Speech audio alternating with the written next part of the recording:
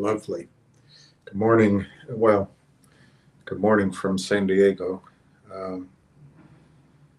8:51 San Diego time. Um,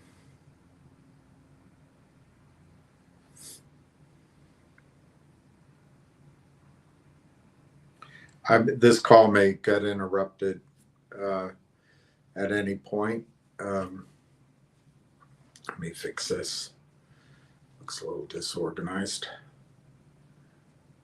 I don't know what time it is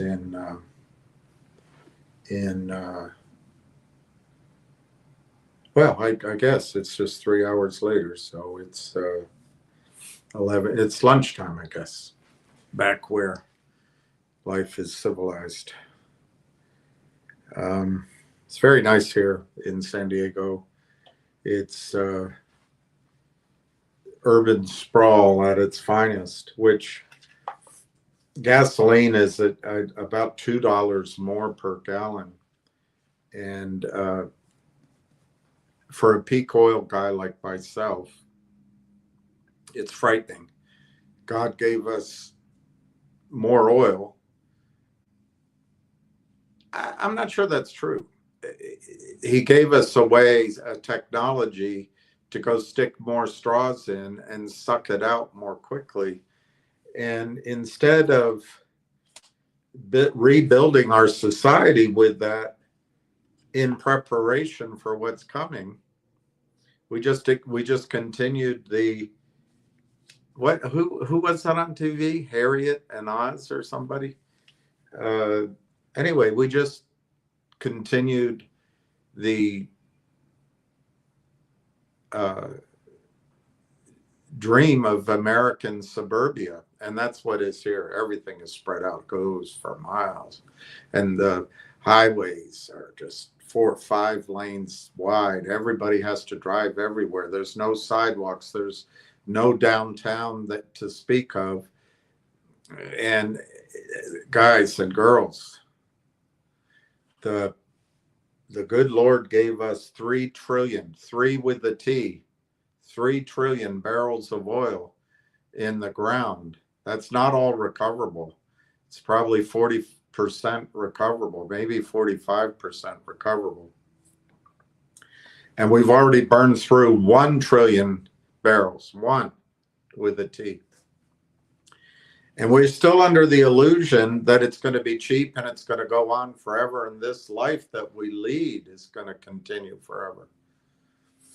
It's not. So anyway, that's, you won't believe me until it hits the financial markets. But where it will hit first is all those brainiacs that are called private equity and trading desks on Wall Street, bond desks, when they realize there's not enough cheap energy to power the world to pay back the debt.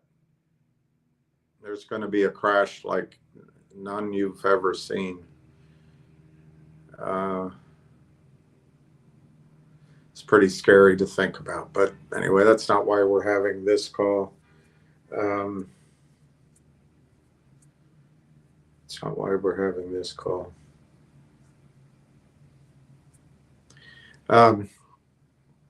Hey, Marco Flug. Hey,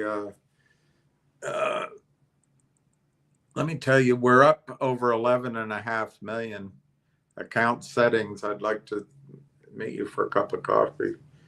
Sure, we can meet for more than that, but I don't know how long I'm going to be there and how available I am. I can't do it. I can't schedule it for the account settings. I'm here because my mother's in the hospital for the last time in her life. And we don't have to talk about it, but I landed, well, I don't even know what today is. Today is Tuesday. So I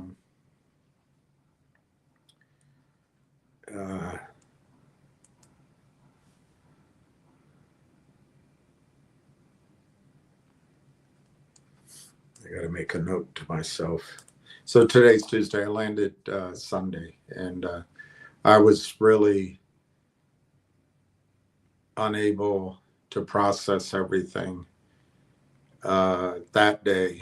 But yesterday, after I didn't get to talk, anyway, it's too much information.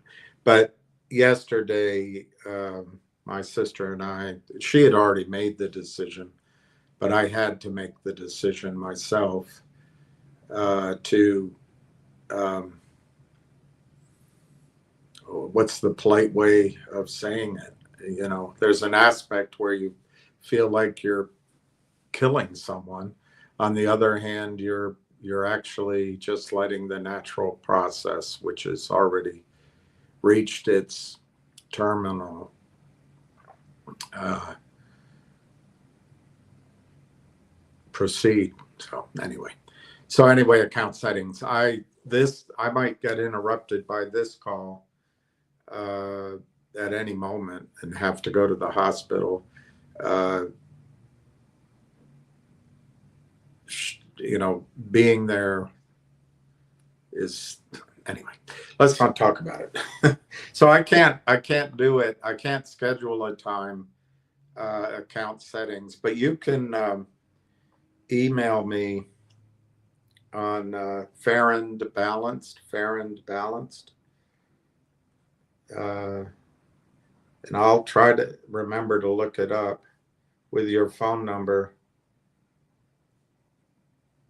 I don't know exactly where I am. I'm in one of the endless motels they call hotels on some endless highway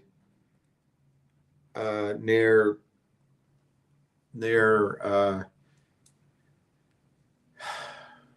I don't know what I'm near. Is a huge medical facility called Sharp, SHARP. I'm within 10 miles of that. So, but here's my email.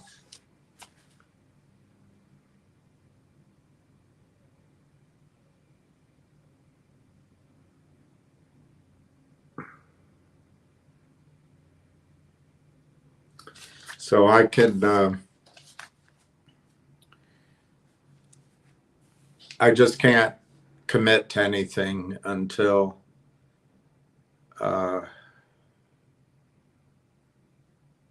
there's some finality.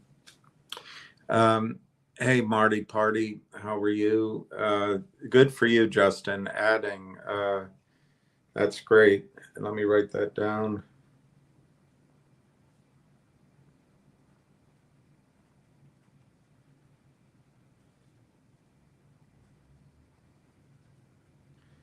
That's how to take advantage of the shorting. Pay a visit at the hospital. Uh,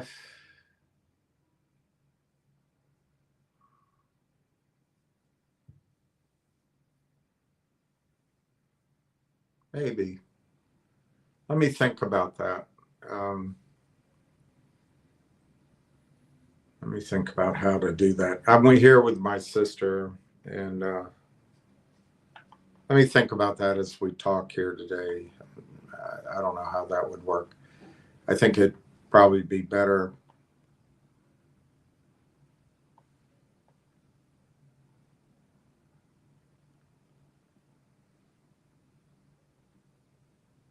Anyway, account settings. I'm not leaving momentarily because let me think how to do it.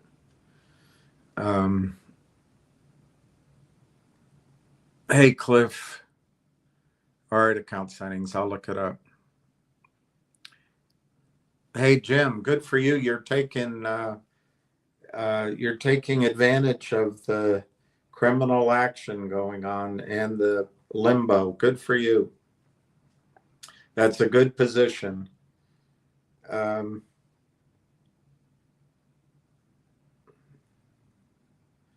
It's good. That's very good. There's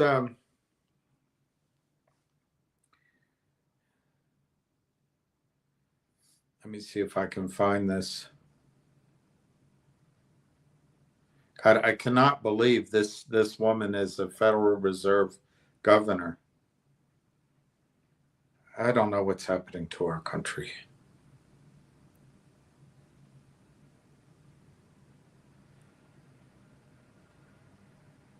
Trump Jr. just took a stake in Polymarket at $1 billion valuation.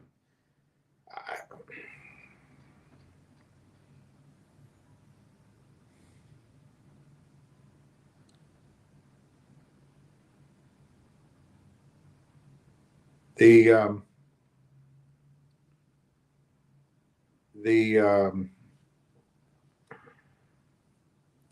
market is in no question that the everything bubble is in full force. Trying to find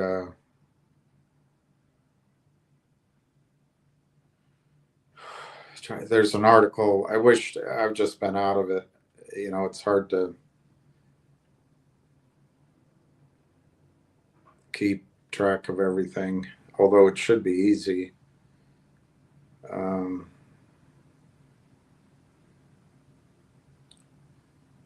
There's an article on AI that I wanted to, there, from Goldman Sachs.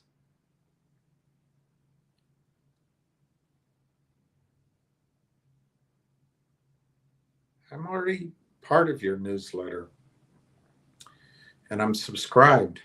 Anyway, from Goldman Sachs, a top Goldman Sachs technology trader says that AI stocks, and of course he's talking about the bigger ones, you know, or she, I think it's a he, Peter Callahan, talking about the bigger names. But he says what's going on the last, I guess, well, we'll read it.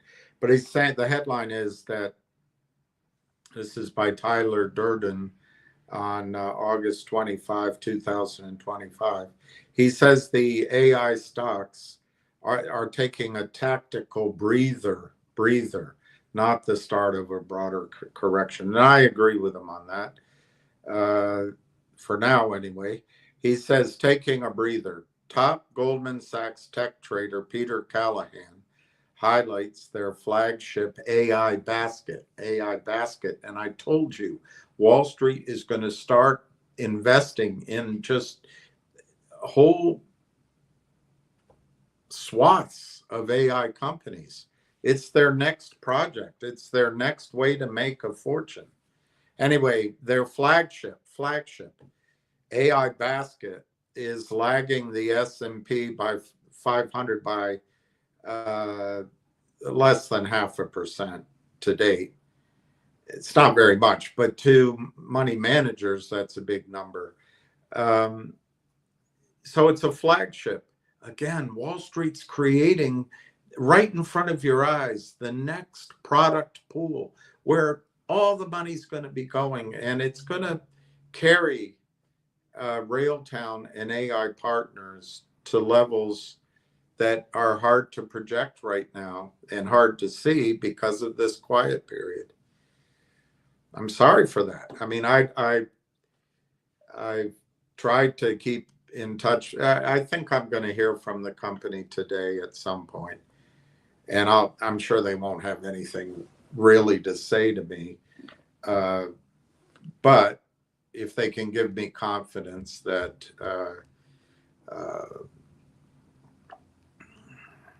you know, I am confident, but you just got to check in and make sure that the delays don't mean something is wrong. I mean, it's normal. All right, so here's the explanations for the AI lag of less than 0.5 percentage point, 400 basis points.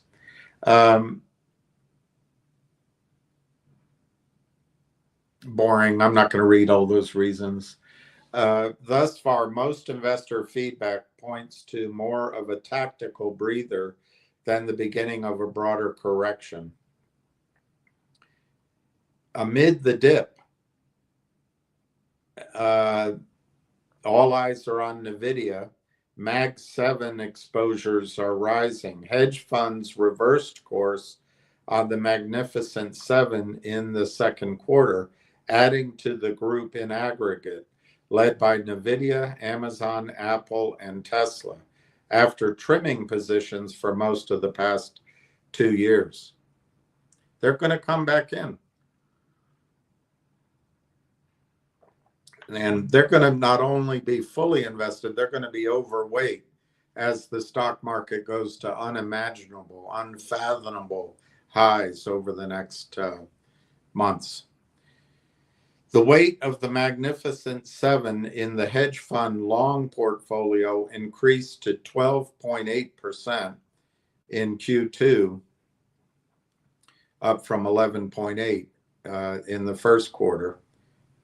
On the flip side, large cap mutual funds, this is so in the weeds, were 819 bips underweight the Magnificent Seven.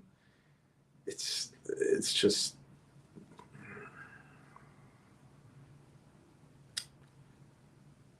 so they pulled back a little bit in the third quarter of 2025 right now, and that's flipped to a headwind to fund performance in the recent weeks. Value funds are now slightly underweight the Mag 7 following the addition of META, GOOGL, and AMZN to the Russell 1000 index. Quote unquote death of software is potentially greatly exaggerated. I think that's obvious.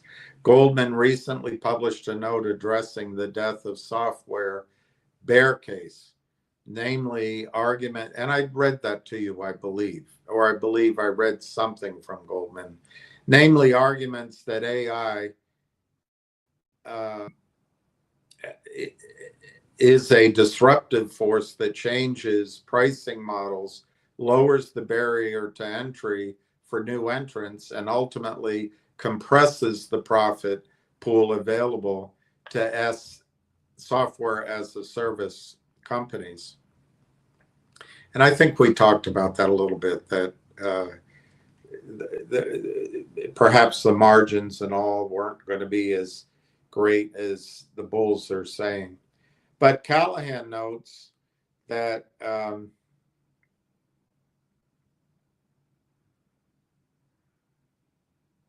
history has shown that software providers have a track record of capturing 10 to 20% of productivity gains unlocked in value-based pricing. Put simply, provided products maintain differentiation. God, they can't speak English.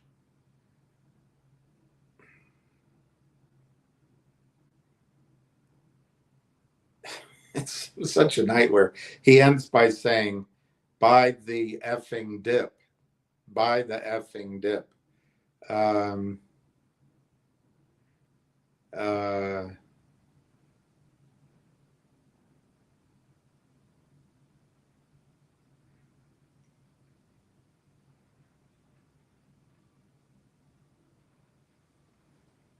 Trying to make sense of this chart they have here.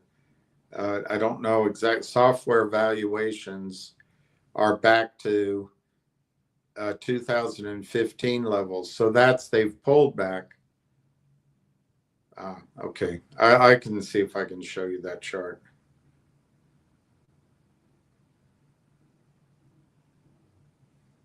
Point is, they're not overvalued.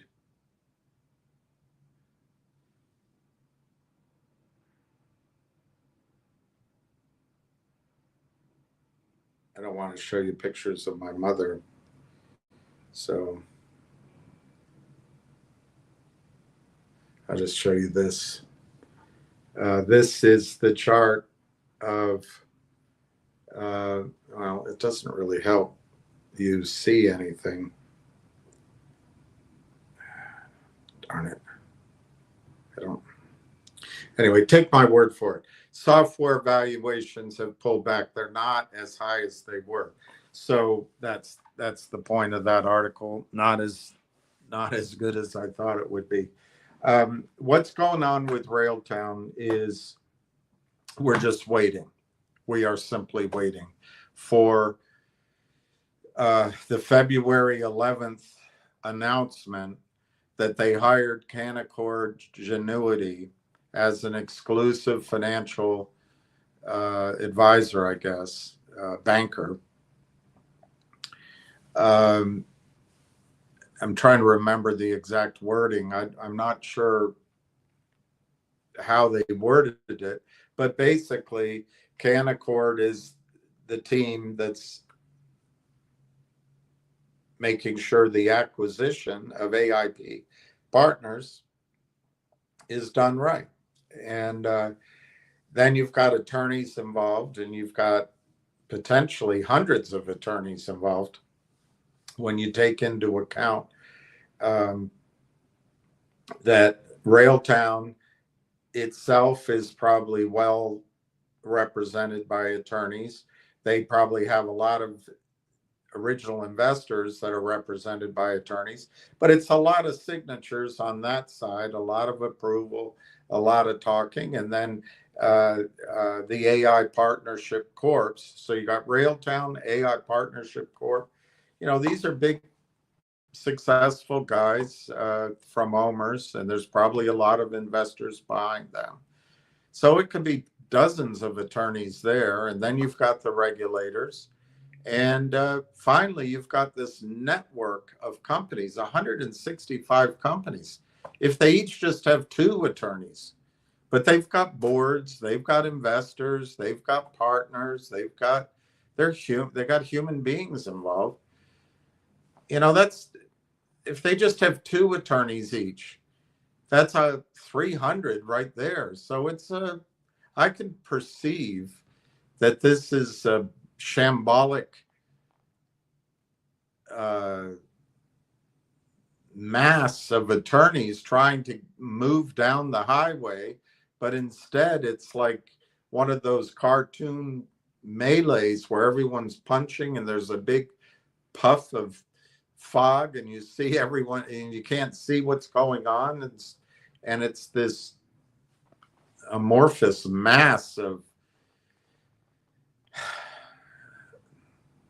getting approvals, getting documents done. It sounds like a lot of hard work.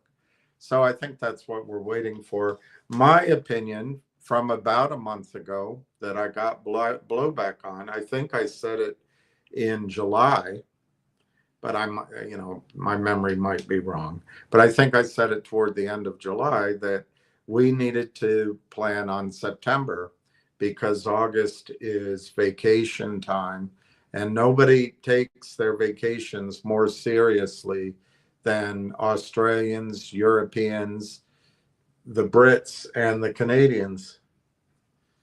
And Americans do too, the wealthy Americans. But it's August, it's vacation time, and this is the last week of August. This is the last chance for the shorts to try to make some money by punishing the price of the stock. They can do this on a day trading basis. They do not have security law in the United States requires someone selling stock to own it or locate it in writing, before the trade. What does locate mean? Borrow it, or own it. That's it. Borrow it or own it. And I can't tell if, shoot. I did just get a phone call. Let me put you on. I'm going to take this call. It's important. So if I can just put you on hold for a second.